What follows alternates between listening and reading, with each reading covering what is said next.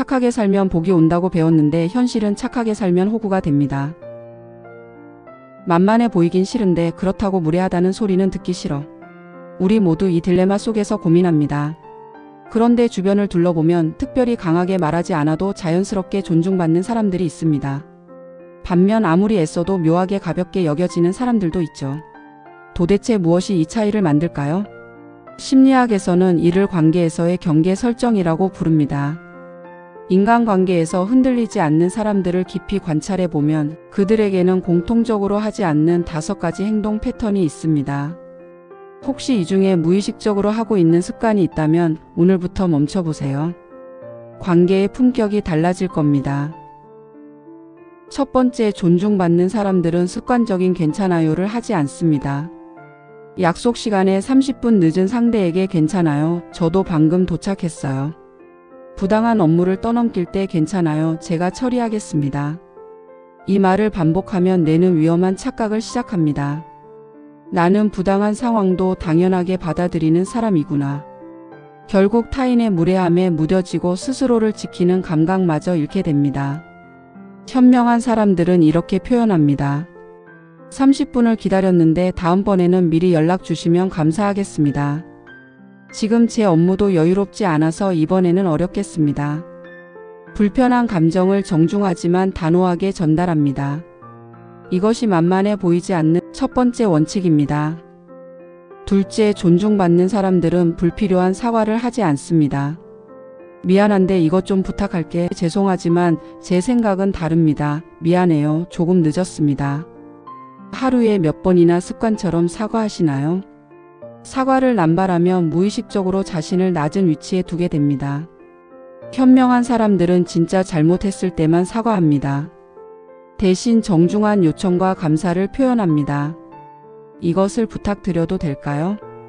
제 의견을 말씀드려도 될까요? 조금 늦었네요. 기다려 주셔서 감사합니다. 사과 대신 감사로 전환하는 순간 상대방이 나를 대하는 태도도 동등해집니다. 셋째, 존중받는 사람들은 즉답하지 않습니다. 이것을 처리해 줄 수 있습니까? 네, 하겠습니다. 3초도 걸리지 않아 대답하는 순간 상대는 무의식적으로 판단합니다. 이 사람은 언제든 부탁해도 되는구나. 자신의 시간보다 타인의 요구를 우선하는구나. 현명한 사람들은 반드시 멈춤의 시간을 갖습니다. 잠시 생각하고 천천히 대답합니다. 언제까지 필요하신가요? 일정을 확인하고 알려드리겠습니다. 지금은 다른 업무들이 있어서 가능한지 조금만 생각해봐도 될까요? 이 짧은 침묵이 이 사람은 신중하구나, 함부로 약속하지 않는구나라는 무게감을 줍니다.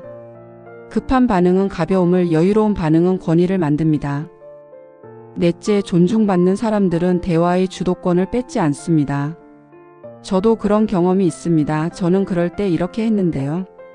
상대가 고민을 털어놓는데 자신의 경험담으로 화제를 전환하는 순간 대화의 중심은 너에서 나로 이동합니다. 현명한 사람들은 상대 이야기에 온전히 머무릅니다. 그래서 그때 기분이 어떠셨어요? 그 상황에서 가장 힘드셨던 부분은 무엇이었나요? 질문으로 더 깊이 들어갑니다. 사람들은 자신의 이야기를 진심으로 들어주는 사람에게 깊은 신뢰를 느낍니다. 그리고 그 사람에게 자연스럽게 마음을 열게 됩니다. 다섯째, 이것이 가장 중요합니다. 존중받는 사람들은 모든 사람에게 사랑받으려 하지 않습니다. 만만해 보이는 사람들의 가장 큰 특징은 모두에게 좋은 사람이 되려는 강박입니다. 하지만 현명한 사람들은 나와 맞는 사람에게 집중합니다. 나를 좋아하지 않는 사람의 비위를 맞추느라 소중한 에너지를 낭비하지 않습니다. 오히려 나를 좋아하지 않을 권리도 그들에게 있다고 담담하게 인정합니다. 이 의연함이 역설적으로 사람들을 끌어당깁니다. 자신감 있어 보이기 때문입니다. 정리해 보겠습니다. 존중받는 사람들이 절대 하지 않는 5가지. 첫째, 습관적인 괜찮아요를 하지 않습니다. 둘째, 불필요한 사과를 하지 않습니다. 셋째, 즉답하지 않습니다. 넷째, 대화의 주도권을 뺏지 않습니다. 다섯째, 모든 사람에게 사랑받으려 애쓰지 않습니다. 이 5가지만 멈춰도 사람들이 나를 대하는 온도가 완전히 달라집니다. 그럼 내일부터 어떻게 시작하면 좋을까요? 가장 와닿는 것 하나만 선택하세요. 5가지 중에서 나는 이것을 자주 하는구나 싶은 것 하나. 내일 하루 동안 그것만 의식적으로 멈춰보시기 바랍니다. 괜찮아요. 대신 다음번에는 이렇게 해주시면 감사하겠습니다. 미안한데 대신 부탁드려도 될까요? 네, 하겠습니다. 대신 잠시 멈추고 생각하기. 작은 변화 하나가 관계의 판도를 바꿉니다. 그리고 시간이 지나면 자연스럽게 품격이 체화됩니다. 이 영상이 도움이 되셨다면 저장해 두시고 필요할 때마다 꺼내보세요. 그리고 지금 떠오르는 소중한 사람이 있다면 공유해 주세요. 이것을 보면 도움이 될 것 같아라는 따뜻한 말 한마디와 함께요. 여러분과 여러분의 사람들이 더 이상 상처받지 않고 서로 존중하며 살아가시길 진심으로 응원합니다.